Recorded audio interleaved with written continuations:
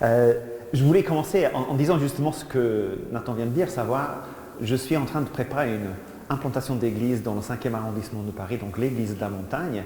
Église de la montagne parce que le 5e est construit sur la montagne Sainte-Geneviève, et la montagne, c'est aussi le lieu de la rencontre avec Dieu par excellence dans la Bible. Évidemment, Jésus-Christ étant le centre de cela. Mais parce que je suis en train donc de préparer cette implantation, je suis en plein dedans. Donc ce que je dis là, c'est quelque chose que je réfléchis pour moi-même, pour le projet d'implantation que j'ai actuellement en train de préparer. Et donc on est très content d'avoir quelques membres de l'implantation ici. Donc il y a Suzette, il y a Dokia, il y a Camilla. Camilla sera avec moi l'un des deux temps plein de l'implantation. Et donc je réfléchis à l'idée d'équipe, non pas de manière abstraite, mais de manière concrète. C'est quelque chose de très personnel pour moi en ce moment parce que je suis en train de construire une équipe pour la mission. Ça, c'est assez important et c'est ce que je voulais dire en introduction. Qui dit équipe, dit mission. C'est-à-dire qu'on ne peut pas dissocier l'idée d'équipe avec le pourquoi de cette équipe. Alors, hier soir, on a battu les Argentins, encore une fois, c'est excellent. On sait pourquoi il a choisi cette équipe-là pour battre cette équipe-là. Il savait quel sport aussi, Fabien Galtier, il devait préparer. L'équipe était composée sciemment pour atteindre un but, pour atteindre une mission. Et la mission, l'objectif de la mission définit l'équipe. Les différentes personnes dans une équipe auront chacune leur rôle à jouer au sein de l'équipe pour réaliser le but collectif de l'équipe. Alors, je suis émerveillé. On est dans le 5e depuis un peu plus d'1 an. Et les personnes que Dieu ramène à notre projet d'implantation pour composer cette équipe-là, ça me, comme je disais, m'émerveille. Je vais parler juste d'une personne en particulier. C'est un jeune homme, Rachel, mon épouse, est très intéressée par tout ce qui est aide aux personnes en situation de handicap. C'est une passion qu'elle a depuis longtemps. Arrivée dans le 5e, elle voulait être aussi auprès des personnes en situation de handicap. Dans le 5e, on a cherché auprès de la mairie s'il y avait des associations qui offraient ce genre de service. Il n'y en avait pas. Et puis, dans un groupe WhatsApp lié au collège de nos enfants, quelqu'un a demandé de l'aide pour quelqu'un qui était en situation de handicap, qui était au lycée Henri IV. Et donc, Rachel s'est proposée. Et ce jeune homme a intégré la classe préparatoire à Henri IV.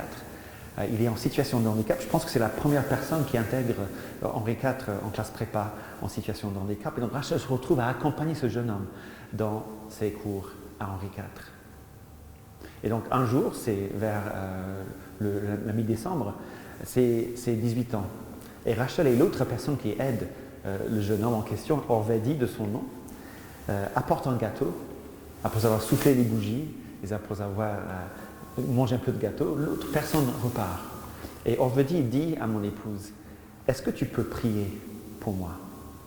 Donc Rachel se rend compte tout d'un coup que ce jeune homme est chrétien et qu'il veut être là à Henri IV pour témoigner de sa foi.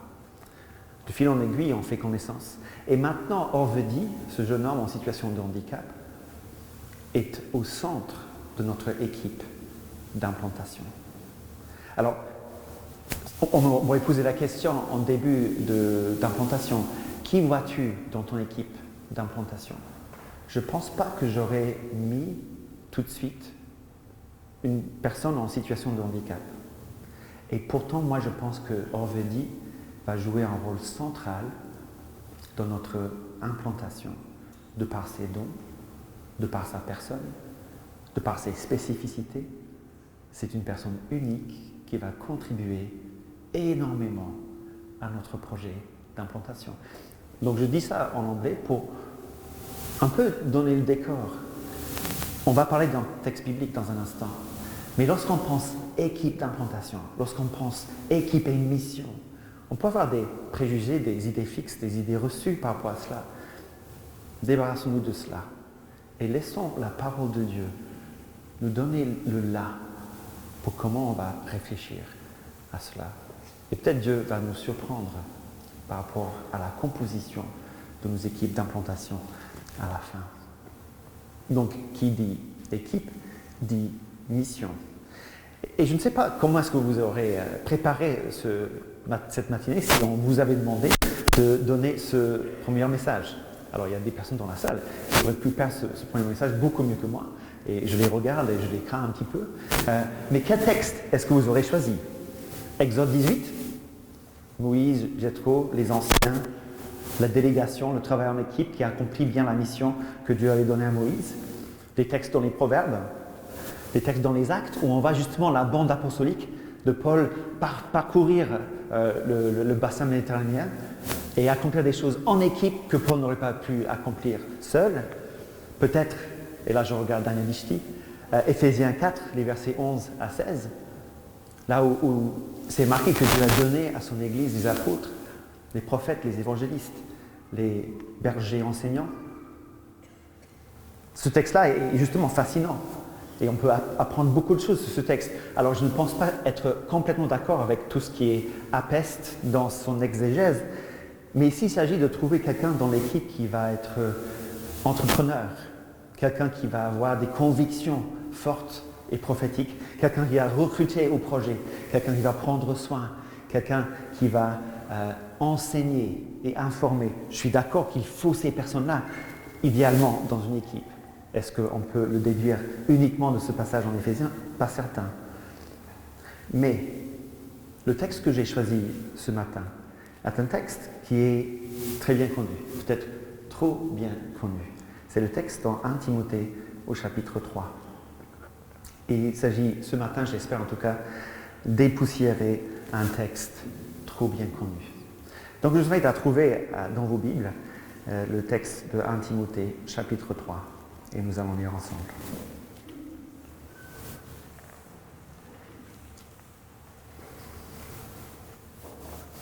Comme vous savez, Paul écrit à Timothée qui est à Éphèse et qui a à charge l'église d'Éphèse. Cette parole est certaine. Si quelqu'un aspire à la charge d'évêque, il désire une belle activité. Il faut donc que l'évêque soit irréprochable, mari d'une seule femme, sobre, sensé, sociable, hospitalier, apte à l'enseignement. Qu'il ne soit ni adonné au vin, ni violent, mais conciliant, pacifique, désintéressé, qu'il dirige bien sa propre maison, qu'il tienne ses enfants dans la soumission, avec une parfaite dignité. Car si quelqu'un ne sait pas diriger sa propre maison, comment prendrait-il soin de l'Église de Dieu? Qu'il ne soit pas nouveau converti, de peur gonflé d'orgueil, il ne tombe sous le jugement du diable. Il faut aussi qu'il reçoive un bon témoignage de ceux du dehors, afin de ne pas tomber dans la discrédit et dans les pièges du diable. Les diacres, pareillement, doivent être respectables, éloignés de la duplicité, des excès de vin et des gains honteux, qui conservent le mystère de la foi dans une conscience pure, qu'on les mette d'abord à l'épreuve et qu'ils exercent ensuite le diaconat, s'ils sont sans reproche. Que les femmes de même soient respectables, non médisantes, sobres, fidèles en toutes choses. Les diacres doivent être maris d'une seule femme et bien diriger leurs enfants et leur propre maison. Car ceux qui ont bien exercé le diaconat s'acquièrent un rang honorable, une grande assurance dans la foi en Christ Jésus. Je t'écris ceci avec l'espoir d'aller bientôt chez toi. Mais si je tarde, tu sauras ainsi comment il faut se conduire dans la maison de Dieu, qui est l'église du Dieu vivant, la colonne et l'appui de la vérité. Et il faut avouer que le mystère de la piété est grand, celui qui a été manifesté en chair, justifié en esprit, est apparu aux anges, a été prêché parmi les nations, a été cru dans le monde, a été enlevé dans la gloire. Jusqu'ici, la parole de Dieu.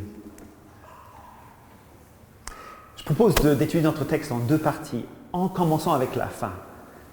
La fin qui nous donne, après tout, la raison d'être de ce passage. Et j'ai intitulé ces deux parties « La mission glorieuse de l'Église », les versets 14 à 16, et « L'équipe de choc de l'Église », les versets 1 à 13.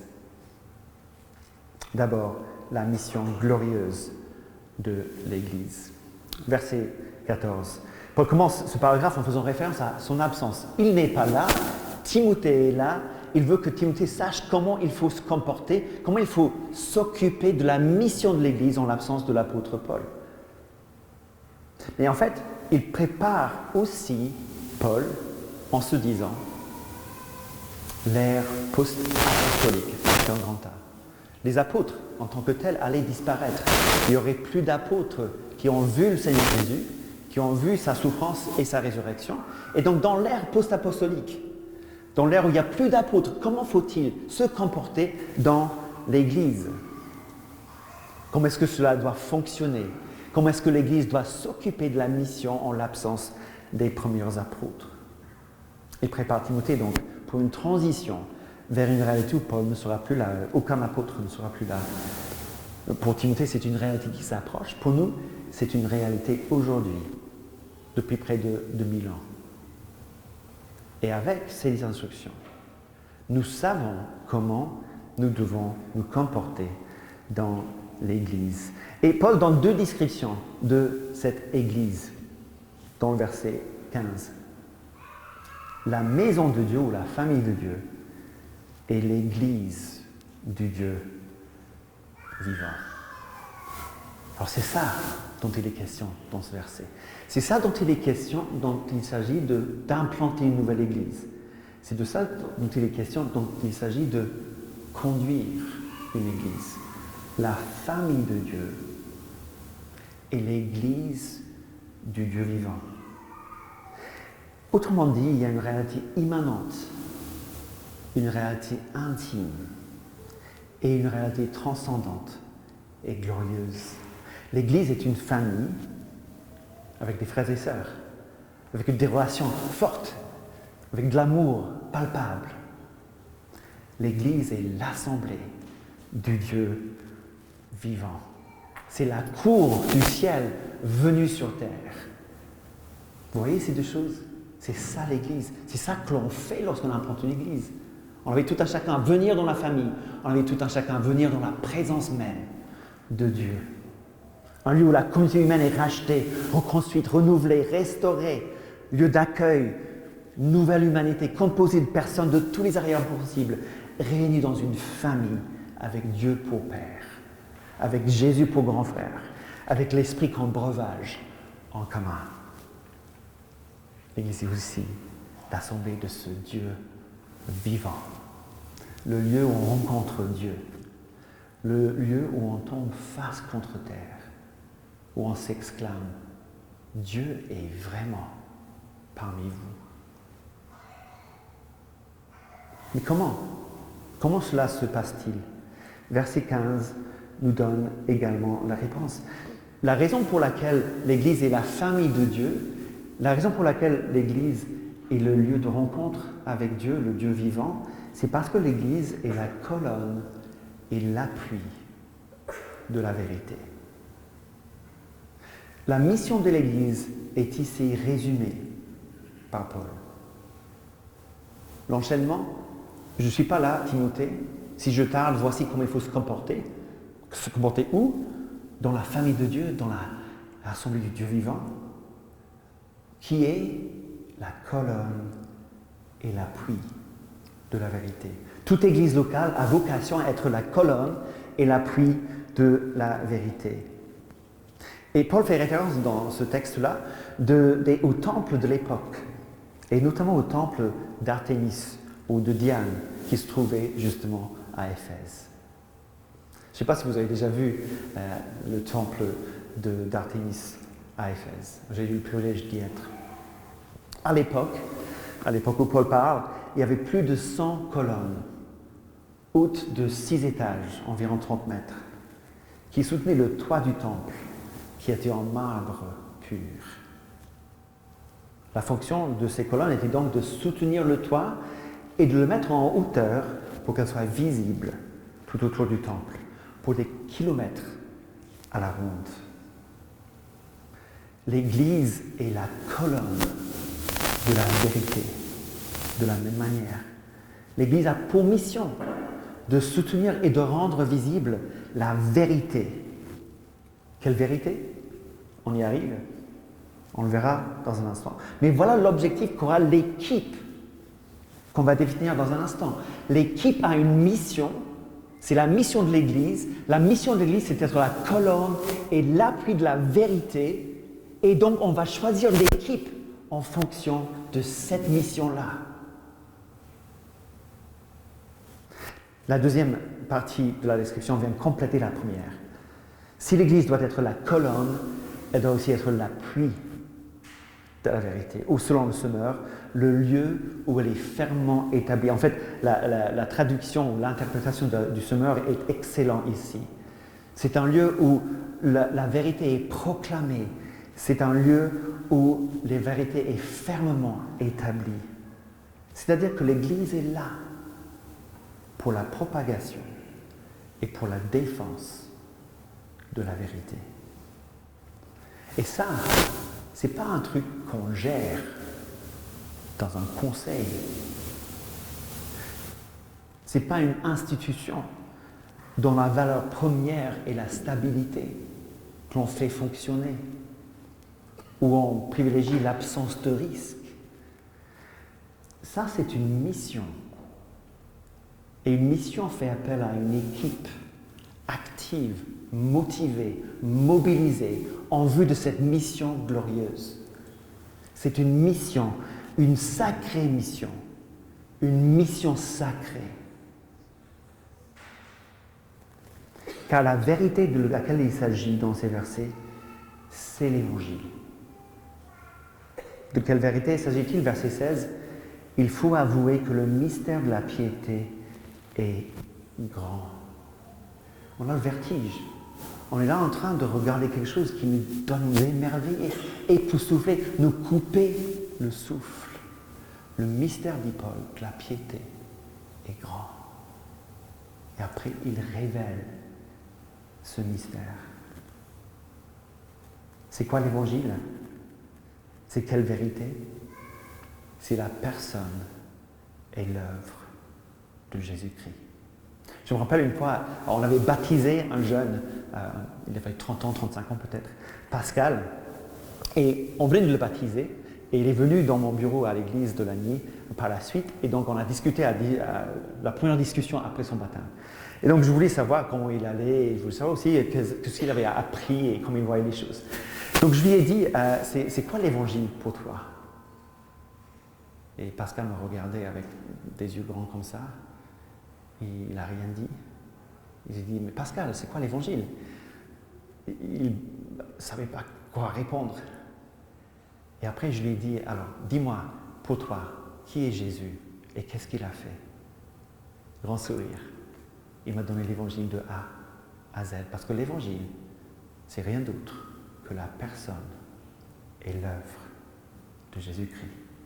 Et c'est ce que Paul dit dans le verset 16. Il retrace tous les éléments de l'Évangile pour nous. C'est notre foi commune. C'est ce que nous reconnaissons ensemble. C'est ce qu'il faut confesser. Celui qui a été manifesté en chair, l'incarnation. On se prépare à célébrer cela dans nos églises. On dit qu'il n'y a rien de plus miraculeux dans toute l'histoire de la Bible, dans toute l'œuvre de Jésus-Christ, que l'incarnation, ce moment où le Dieu infini prend chair. Christ, manifesté en chair, justifié en esprit. Alors ça, c'est une phrase très ramassée, très condensée. Qu'est-ce que cela veut dire? Ça parle de tout son ministère terrestre, où Jésus, par l'Esprit, a fait tout ce qu'il a fait. Tous les miracles, nous lisons dans l'Évangile, ont été accomplis par l'Esprit, justifiés par l'Esprit, dans sa mission et dans son ministère terrestre. On voit que c'est par l'Esprit éternel qui s'est offert lui-même sans tâche à Dieu. Le sang de Christ à la croix, c'est l'Esprit qui est présent pour justifier Jésus à ce moment-là précis de sa vie et de sa mort. Justifié par l'Esprit, dans sa résurrection, c'est par l'Esprit de Dieu que Jésus s'est relevé entre les morts. Jésus, justifié par l'Esprit, dans sa mission, dans son ministère, dans ses miracles, dans sa mort et dans sa résurrection. Jésus, justifié par l'Esprit, qui est apparu aux anges en sortant du tombeau, qui est prêché parmi les nations, a été cru dans le monde, élevé dans la gloire. C'est l'Évangile, en long et en large, qui est la vérité dont l'Église doit être l'appui et la colonne. C'est l'Église qui est la maison de Dieu et l'assemblée du Dieu vivant, Cette Église dans laquelle Timothée doit savoir comment se comporter en l'absence de Paul et nous dans l'ère post-apostolique. Nous avons cette mission donc glorieuse.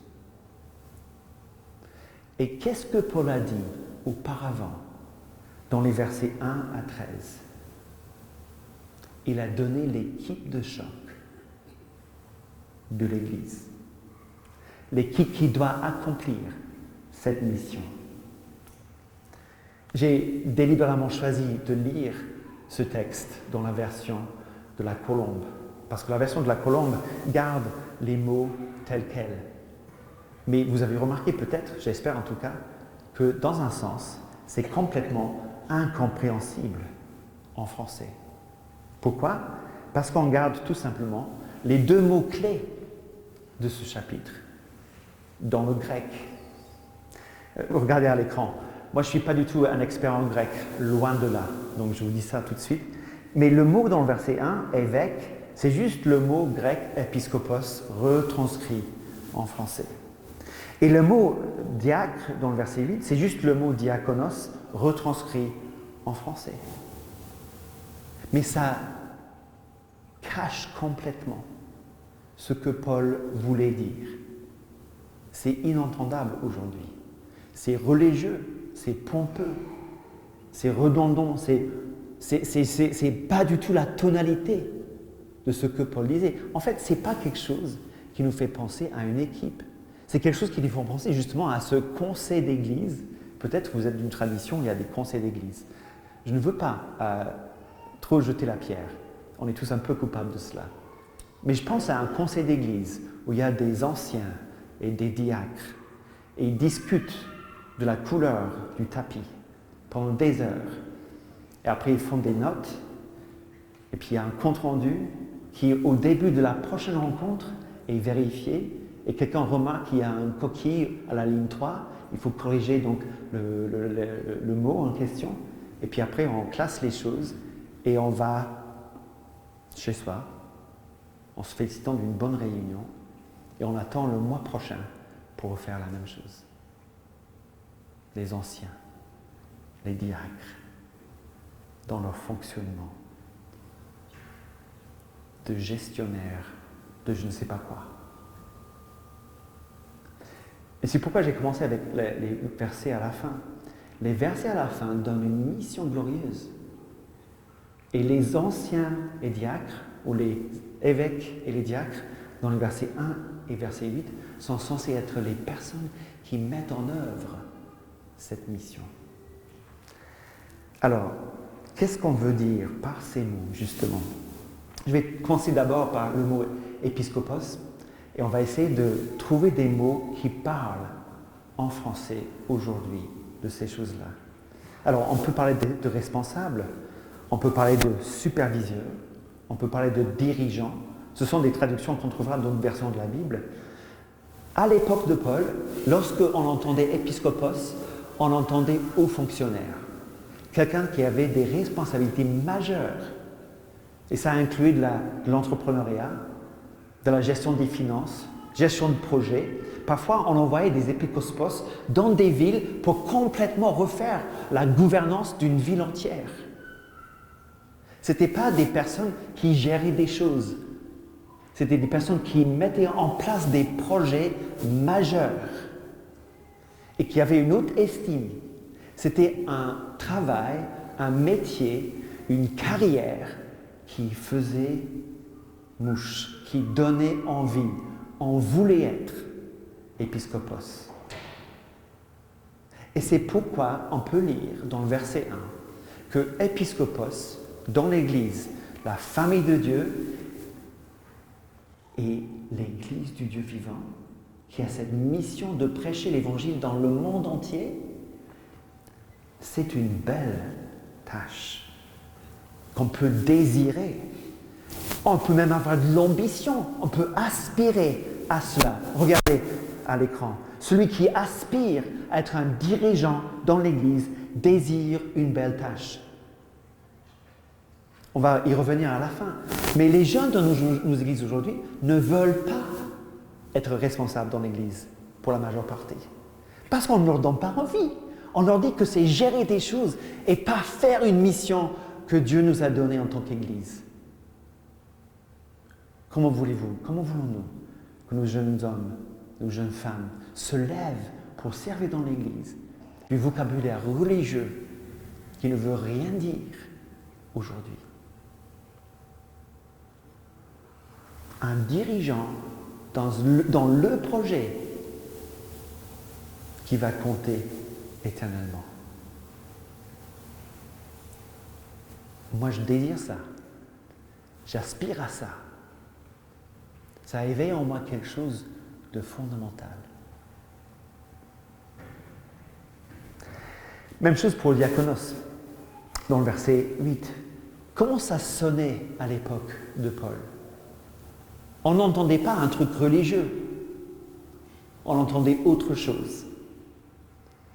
Et j'ai mis quelques traductions possibles à l'écran pour diacre, justement. Il y avait, c'est vrai, un mot diacre qui voulait dire serveur, quelqu'un qui servait à table dans les restaurants ou autres. Il y avait le mot diaconos aussi qui voulait dire quelqu'un qui servait tout simplement comme aide domestique à la maison. Il y avait aussi diaconos qui voulait dire coursier, quelqu'un qui apportait une lettre d'un endroit à une autre. Et puis un quatrième traduction qui était assistant dans un projet d'envergure. Et on peut assez facilement éliminer les trois premières catégories de ce verset-là. Il ne s'agit pas, dans ce verset 8 du chapitre 3, de quelqu'un qui doit servir à table, de quelqu'un qui doit être l'aide domestique dans une maison, de quelqu'un qui doit apporter une lettre d'un endroit à un autre. Et donc, la traduction qui reste pour ce verset, c'est assistant de quelqu'un de plus haut placé, mais qui est plutôt quelqu'un d'assistant exécutif, quelqu'un qui a un vrai rôle, une vraie responsabilité. Et on voit cela aussi à la fin de cette section-là, sur les diacres. Vous voyez que pour les évêques, pour les épiscopos, c'est dans le verset 1. Cette parole est certaine, si quelqu'un aspire à la charge d'évêque, il désire une belle activité. Pour les diacres, c'est à la fin de la section, où on voit l'ambition qu'on peut avoir pour être diaconos. Car ceux qui ont bien exercé le diaconat s'acquièrent un rang honorable, une grande assurance dans la foi en Christ Jésus. Un rang honorable. Est-ce que c'est comme cela que vous pensez aux diacres dans les églises où vous êtes? Haute estime, rang honorable, grande assurance dans la foi en Christ Jésus. Et donc, si on prend un peu de recul, voici comment j'essaierai de traduire l'équipe de choc dont il est question dans 1 Timothée 3. Un directeur général avec une équipe d'assistants exécutifs qui s'occupe de la mission glorieuse de l'Église. Alors, ce n'est pas un langage religieux. Je le sais très bien. Et je sais que lorsqu'on entend ça, on peut penser à toutes sortes de choses qu'on pourrait critiquer dans cette traduction-là. L'Église n'est pas une entreprise, dit-on. Ah bon? Pourquoi on dit ça? L'entreprise serait mal vue? Il y aurait quelque chose de mal à faire une entreprise, à faire un start-up, à créer quelque chose qui a de la valeur, que les gens veulent. En fait, l'Église est une entreprise. L'entreprise la plus noble, la plus majestueuse, la plus glorieuse qui soit. L'entreprise qui va durer jusque dans l'éternité. Et pour une entreprise comme cela, il faut des personnes zélées, douées, ambitieuses, qui veulent prendre des risques pour le royaume de Dieu, pour la mission glorieuse que nous avons vue dans les versets 14 à 16. Il faut des directeurs dignes de ce nom. Et c'est ça que l'on voit dans les versets 1 à 7. C'est quelqu'un qui dirige, qui a de l'entrepreneuriat, qui a des idées, qui sait ce qu'il veut et pourquoi, et comment y arriver.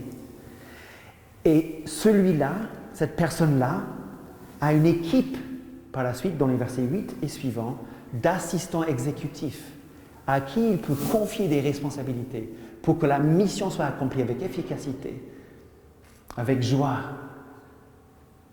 avec de bons résultats. Alors, je sais que maintenant, on va dire, Il y a des dangers dans cela. Le leadership aujourd'hui est très critiqué. Je le sais.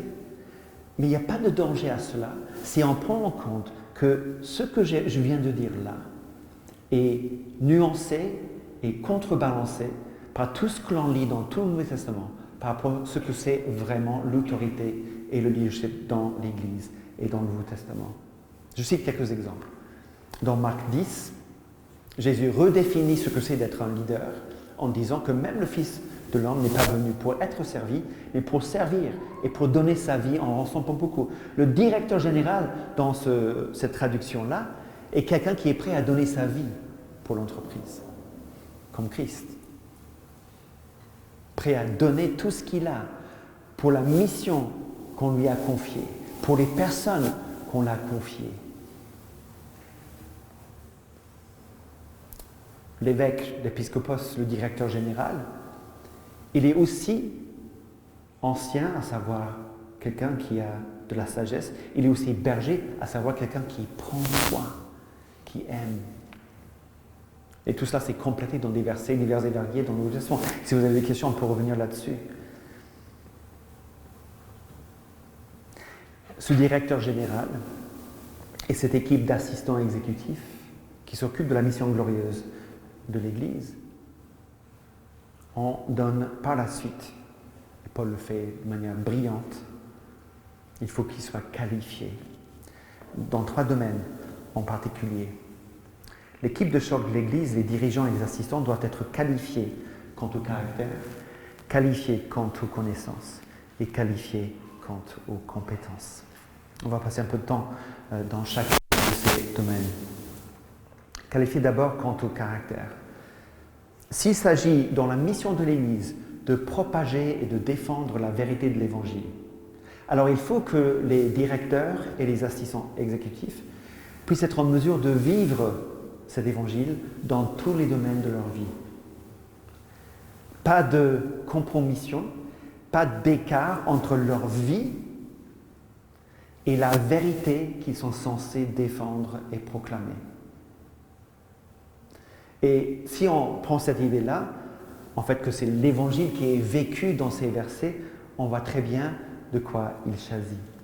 Le caractère trempé dans l'Évangile, façonné par l'Évangile, la bonne nouvelle de Jésus-Christ. Par exemple, verset 2. Il faut donc que l'évêque, que le directeur général, soit irréprochable, comme Christ l'a été. Si Christ est mort pour les péchés, comment péchons-nous encore ? Il faut que le directeur général ait compris la gravité du péché et puis le fait qu'il faut éviter le péché. C'est un lien direct avec Christ, avec son œuvre à la croix, avec ce qu'il a compris de la bonne nouvelle. Mari d'une seule femme, fidélité dans les engagements. Voilà.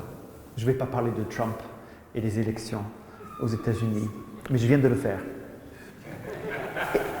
Et j'ai envie de dire que les leaders dans la société peuvent être tout n'importe quoi. Le caractère ne compte pas. Et j'étais déçu de voir à quel point le caractère qui auparavant était si important dans la sélection d'un leader est maintenant tombé complètement à côté. Le caractère se voit dans les engagements pris et respectés, dans la fidélité dans la relation que l'on a avec son épouse. C'est disqualifiant de ne pas être fidèle à son épouse si on est dans cette catégorie-là. Sobre, sensé, sociable, hospitalier. C'est une sorte de caractéristique du directeur général dont il est question dans son texte qui est extrêmement important. Et encore aujourd'hui, je pense que l'hospitalité est peut-être le nerf de la guerre dans l'Église, dans l'implantation et dans la vie tout court. Quelqu'un qui est capable d'ouvrir sa maison, d'avoir des gens de toutes sortes de personnes autour de sa table. Et quel est le lien entre cela et l'Évangile ? Est-ce pas comme ça que Jésus nous a traités, nous ? Le plus hospitalier de tous, c'est lui. Il nous invite tous les dimanches à sa table pour prendre du pain et du vin. Nous qui méritons rien, nous qui avons rejeté sa gentillesse, sa miséricorde, nous qui avons péché contre lui, Jésus hospitalier, et donc les directeurs généraux dans l'Église hospitaliers. Qualifiés quant au caractère. C'est à peu près la même chose pour les diacres, pas pour les gars honteux, éloignés de la lucidité, respectables. C'est des gens de qualité, des gens qui se démarquent par leur qualification en termes de caractère. Qualifiés, deuxièmement, quant aux connaissances. Dans les deux cas, anciens et diacres, évêques et diacres, directeur général et assistant exécutif, doivent être des personnes qui connaissent l'Évangile. La mission de l'Église est d'être la colonne et l'appui de la vérité. Donc, l'équipe de choc doit connaître la vérité. On le voit pour les directeurs dans le début. Il faut donc que l'évêque soit apte à l'enseignement. Alors, on va revenir sur la compétence dans un instant. Mais pour être apte à l'enseignement, il faut avoir des connaissances. Il faut connaître profondément l'Évangile pour pouvoir l'enseigner. Il faut connaître profondément la doctrine pour pouvoir l'enseigner. J'irai plus loin, il faut connaître profondément la société, la culture pour pouvoir enseigner avec adéquation ces choses-là, pour parler le langage des gens qui nous écoutent. Des connaissances pour pouvoir être dans ces deux rôles-là. Et c'est dit explicitement par rapport au diacre dans le verset 9, qu'il conserve le mystère de la foi dans une conscience pure. Il n'est pas dit que les diacres doivent enseigner, que ces assistants exécutifs doivent enseigner. Ce n'est pas dit qu'ils ne peuvent pas, mais ils ne sont pas obligés de le faire. Mais ils sont obligés de connaître la vérité pour pouvoir conserver cette vérité dans une conscience pure. Autrement dit, s'ils rencontrent une erreur dans la doctrine, dans l'Évangile, être capable de dire non, c'est pas vrai ça, c'est faux. Et ramener la personne, justement, à la vérité. Qualifié, dernièrement, quant aux compétences. Les compétences de celui que j'ai appelé directeur général sont peu nombreux, mais extrêmement importants. Regardez avec moi dans le verset 2, apte à l'enseignement. C'est quelque chose qu'on va retrouver dans tous les descriptifs des anciens évêques bergers, les choses que l'on va trouver sous ces noms-là dans le Nouveau Testament. Apte à l'enseignement. Pourquoi? Parce que la mission de l'Église, c'est d'être la colonne et l'appui de la vérité. Ça parle, à mon sens, d'une philosophie de ministère inéluctable, fondamentale pour aujourd'hui. La centralité de la parole de Dieu dans l'implantation de l'Église et dans l'exercice du ministère tout court. La parole de Dieu est la parole de Dieu. C'est Dieu qui parle. Et lorsqu'on ouvre la Bible, les choses se passent. Cette parole ne rentre pas à celui qui l'a dit et l'a prononcé sans avoir accompli la raison pour laquelle il l'a envoyé. Dieu agit puissamment dans sa parole. Je le crois dans ma vie personnelle. Je le crois dans le ministère que j'exerce. La parole fait l'effet. La parole de Dieu fait le travail de Dieu. Donc, apte à enseigner parce que l'enseignement, c'est quelque chose qui doit traverser toute l'Église. C'est un ministère centré sur la parole de Dieu qui est centré sur la personne et l'œuvre de Jésus-Christ. Mais non seulement cela, il doit être donc compétent pour enseigner, mais il doit être compétent pour diriger, verset 4, qu'il dirige bien sa propre maison et qu'il tienne ses enfants dans la soumission avec une parfaite dignité, car si quelqu'un ne sait pas diriger sa propre maison, comment prendre-t-il soin de l'Église de Dieu? Il faut gérer, diriger, donner de l'impulsion, être clair dans sa vision, savoir où on va et comment et pourquoi, diriger. Et donc, être entendu, suivi. On va parler dans d'autres passages de la Bible d'obéir à ses dirigeants. On apporte ça aujourd'hui. Mais pourtant, c'est quelque chose qui se passe dans tout le monde. Obéir respecter l'autorité de celui qui a la responsabilité, parfois lourde, de diriger les choses. Les compétences donc de l'évêque, du dirigeant, du directeur général, c'est d'être capable d'enseigner et de le faire. Et puis, capable de diriger et de le faire. Les compétences des assistants exécutifs, alors ça prendrait trop de temps pour le développer ici, mais c'est d'être aux côtés des directeurs généraux pour pouvoir mettre en place les choses, les structures qu'il faut pour accomplir la mission dans un lieu déterminé. Lorsqu'il faut imaginer maintenant le conseil d'église et la réunion du conseil d'église, on ne parle pas des choses annexes, on ne parle pas des choses qui n'ont rien à voir avec la mission. On vient à ces réunions-là pour parler de comment on va accomplir la mission de l'Église, qui est d'être la colonne et l'appui de la vérité, afin que le monde tout entier soit rempli de la connaissance de la gloire de Dieu, comme ils ont recouvert le fond des mers. Prêcher dans le monde entier, dit Paul dans le verset 16. Le gros titre de chaque réunion de cette équipe de choc doit être « Comment va-t-on faire en sorte que Jésus-Christ soit prêché dans le monde entier ?» En commençant par notre ville, notre voisinage, pour la ville d'à côté, pour notre région, pour notre pays, pour notre continent. Comment va-t-on faire pour remplir la terre de la connaissance de ce Jésus-là? C'est ce qui motive toutes les implantations d'église.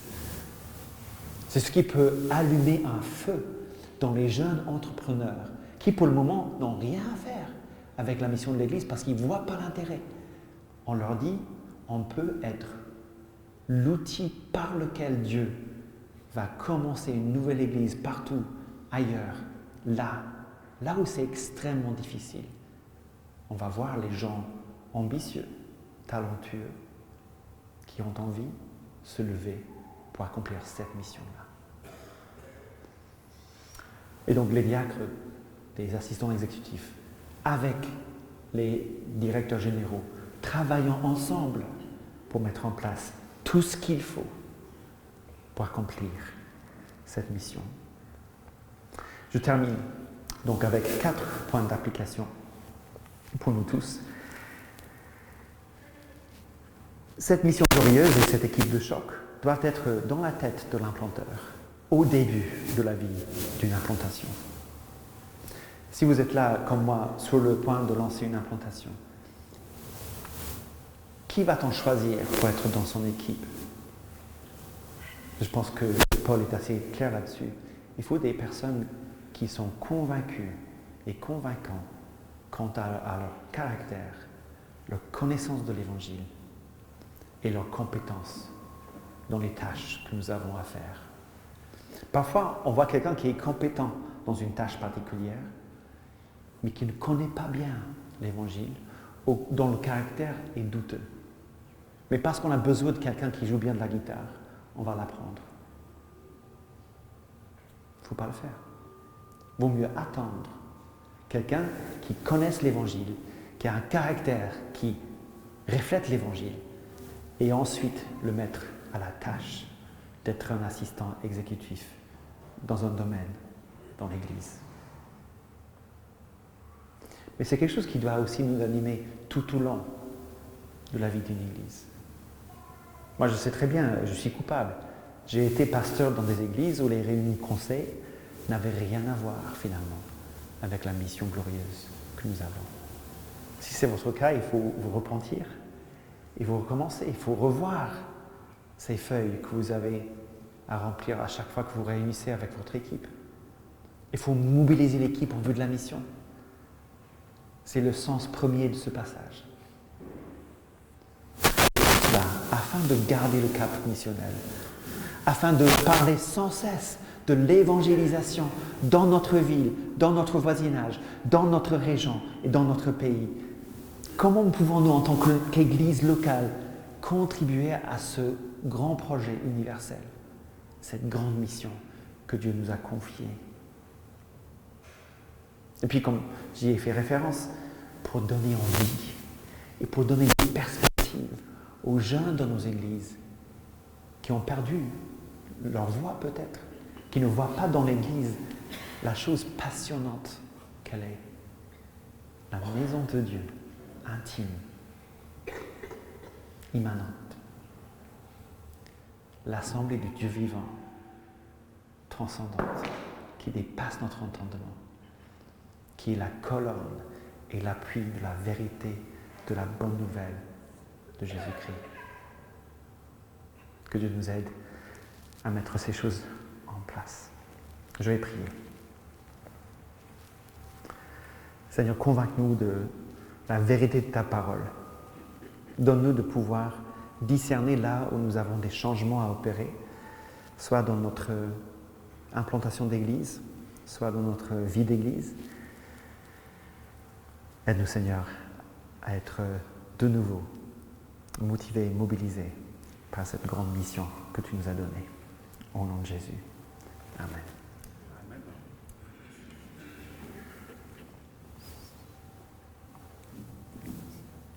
Merci bien. Alors, bonjour à tous. Voilà, je suis Madame Téléphone aujourd'hui. J'ai beaucoup de questions, donc on ne va pas pouvoir tous, je pense, pas tous les prendre. Hein. Je suis désolée. Il n'y a pas de quoi. Il y a 2 micros ou il y a un seul micro? Non, je peux le passer. Okay. Alors, j'ai une petite question sur l'implantation, c'est pas encore une église structurée.